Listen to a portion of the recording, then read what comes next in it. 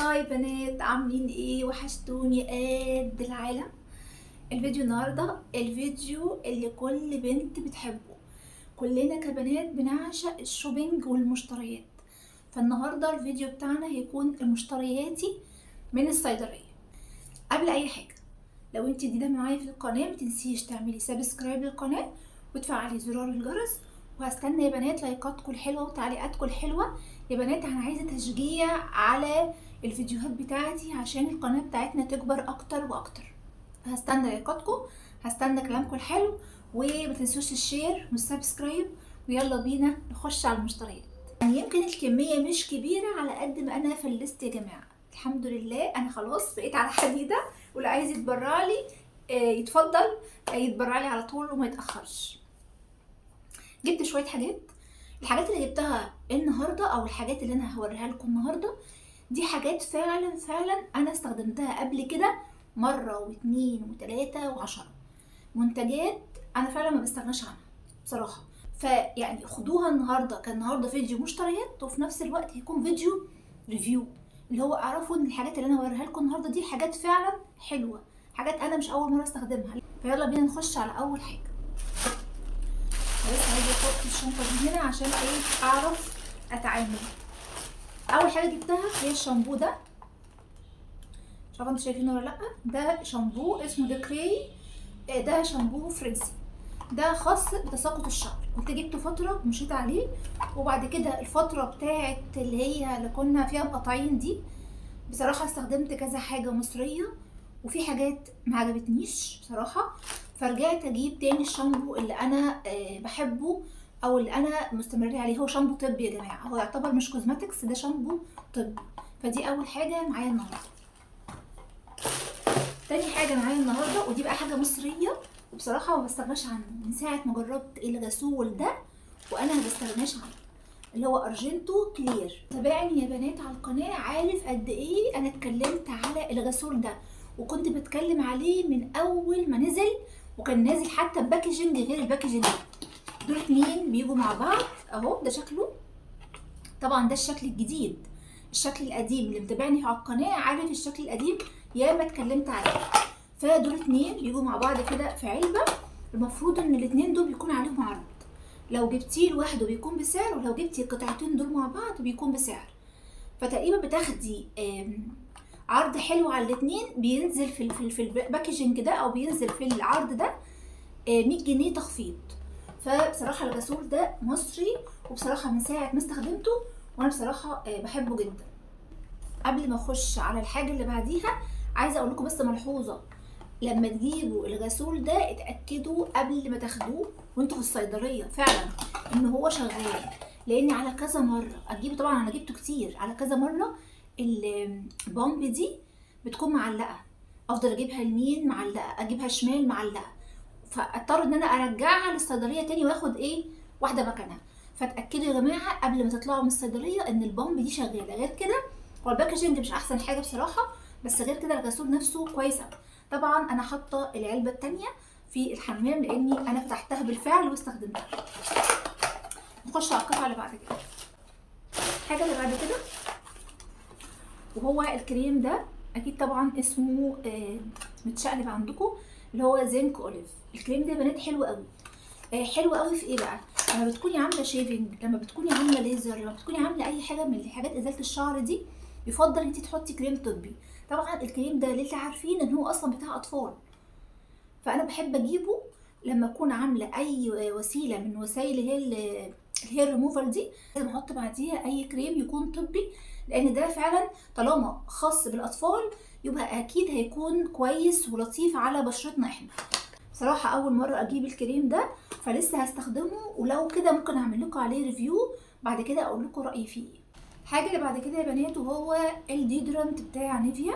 الفتره الاخيره دي بصراحه بقيت احبه جدا، بقالي تقريبا سنه او اكتر مستمريه على الديودرنت بتاع نيفيا. وكنت بجيب الاول اللي هو بريحه تقريبا البرتقال او حاجه زي كده، مش فاكره كانت ريحته ايه، كانت تقريبا برتقال او حاجات حمضيات، مش فاكره بصراحه كان برتقال ولا كان ايه. بس اول مره اجرب اللي هو مكتوب عليه بالشبه. ريحته حلوه قوي على فكره، ريحته حلوه قوي. انا كنت خايفه ان هو يكون ريحته ما تعجبنيش، بس ريحته حلوه، مفعوله الى حد ما كويس. يعني الديودرنت يا بنات بيتحط مره واحده في اليوم، ولما تيجي تحطيه تاني يوم لازم تكوني غاسله المنطقه كويس قوي ومنشفاها، وبعد كده ترجعي تعيدي عليها بالديودرنت. ما ينفعش ان احنا نحط مرتين ورا بعض. وخلوا بالكم احنا داخلين في الصيف او داخلين على الصيف، فنخلي بالنا الديودرنت ده من اساسياتنا ومن اولوياتنا، فايه ناخد بالنا من الموضوع ده.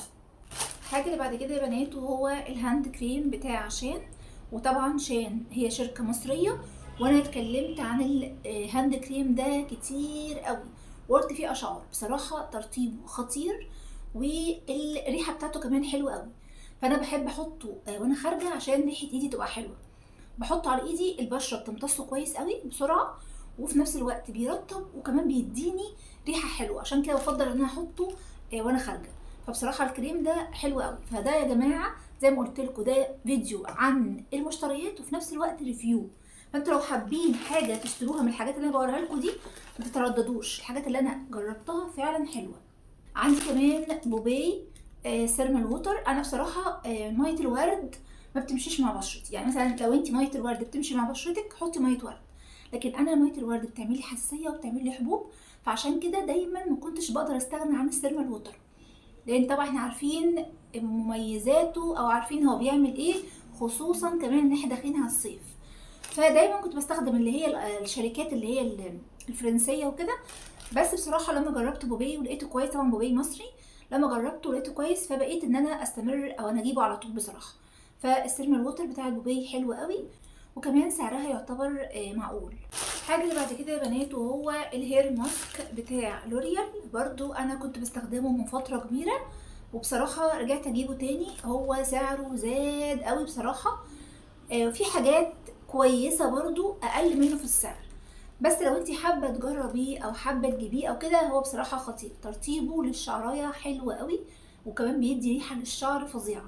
هو يعتبر هير ماسك للشعر كترطيب، وكمان بيدي ريحه للشعر كانك فعلا حاطه برفيوم لشعرك. فالهير ماسك ده خطير، بس بصراحه ما بجيبوش على طول لان هو غالي قوي. فانا بجيبه ساعات وارجع اغير واجيب حاجات تانية، اقعد شهور اجيب حاجات تانية، وساعات ارجع له تاني. لكن في حاجات تانية في السوق بصراحة برضو كويسة، وممكن اطلع في مرة اعمل لكم فيديو عن الماسك بتاعت الشعر اللي انا جربتها كلها. فلو انتوا حابين الفيديو ده عرفوني في التعليقات. لكن غير كده لو انت حابة تجربي الماسك ده وقادرة تجيبيه هو فعلا حلو. الحاجة اللي بعد كده اللي انا بقى فعلا مغرمة بيه وعشقاه هو البادي لوشن يا بنات بتاع ايفا. ايفا دي انا لو يخلوني انا الواجهه الاعلاميه بتاعتهم بصراحه يعني هظبطهم، لان بصراحه انا بعشق ايفا وبعشق منتجات ايفا. ويا جماعه البادي لوشن انا اللي هو اللي في تيوب، اللي هو في الانبوبه ده، انا ياما اتكلمت عليه وقلت فيه اشعار. فاللي متابعني عارف انا بتكلم في ايه. ده كمان خطير، ده كمان مناسب للصيف قوي لان ترطيبه اخف من اللي هو في التيوب.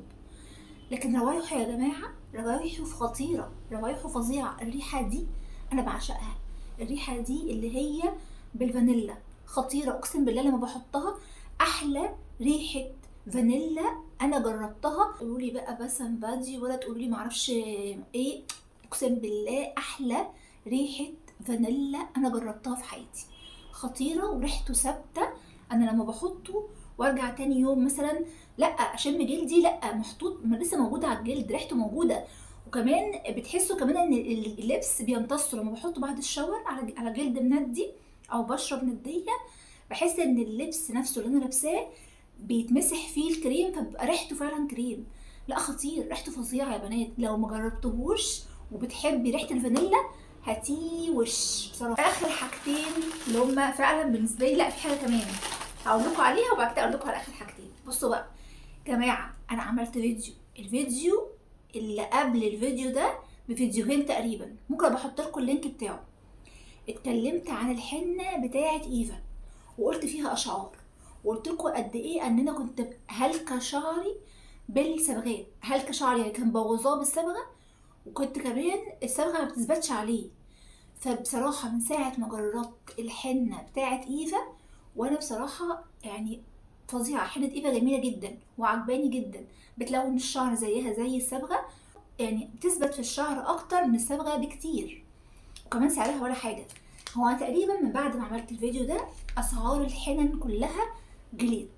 جلوري دي انا لسه اول مره اجرب. انا رحت اجيب من ايفا، عشان ايفا انا جربتها قبل كده، كنت رايحه اجيب منها اللون الاحمر ما لقيتهاش، فلقيتها من جلوري. عايزه اقول لكم يا جماعه ان الكيس ده غالي، الكيس ده بقى حاجه و30. انا تقريبا في الفيديو يا بنات انا كنت قايله لكم ان سعر الكيس ده حاجه و20 تقريبا، كان ب 22 او حاجه زي كده، كنت جايباه من الصيدليه. فده لو كنت لقيته كمان في الماركتات الكبيره كان هيبقى ارخص من كده بكتير. انا اول مره اجرب جلوري، فانا برضو هجربها، ولو لقيت ان هي كويسه او كده برضو هطلع اقول لكم عنها ريفيو. بس اللي ما شافش فيديو الحنه بتاعت ايفا يجري على طول يشوفه، لان انتوا فعلا فايتكم كتير. لو انت من النوع اللي انت بتحبي تصبغي شعرك على طول، وشعرك على طول الوانه مش متوحده وكده، لازم تتفرجي على الفيديو ده، لان فعلا فكره الحنه بصراحه بقت منقذه اكتر بكتير من الصبغه. فلسه بقى هجرب اللون الاحمر ده، انا طبعا بعشق اللون الاحمر، فلسه هجرب اللون ده وهشوفه يا رب يبقى حلو. بصوا بقى اخر حاجتين اللي انا بعشقهم، عش ملوش قبل ولا بعد، ولو طايله ان انا اجيب منهم علب فعلا هجيبهم الاتنين دول. بزلاين الزرقاء اللي هي لب بالب، خطيره، ترطيب وريحه فظيعه، انا بعشقها، وللاسف مش بلاقيها على طول للاسف.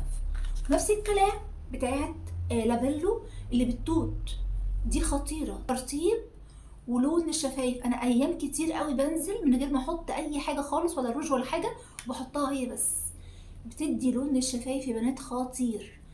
فبصراحه هما الاتنين رائعين، وهما الاتنين طول الوقت ناقصين ومش موجودين. لو طايله يا بنات اجيب من الاتنين دول كل واحده فيهم علبه فعلا مش هتردد، لان بصراحه ما بقدرش استغنى عنهم، بصراحه فظاع فظاع فظاع. بس كده يا بنات فيديو المشتريات بتاعنا خلص النهارده. اتمنى الفيديو يكون عجبكم، ما تنسوش يا بنات السبسكرايب والشير واللايك والكلام الحلو بتاعكم. كبروا القناه بتاعتنا يا بنات، عايزين نكبر، احنا بقالنا كتير قوي على نفس الرينج ده، عايزين نكبر شويه كده وقناتنا تكبر كده وتتشاف وتبقى قناه حلوه كده بيكم. واشوفكم في فيديو جديد على خير، ومع السلامه.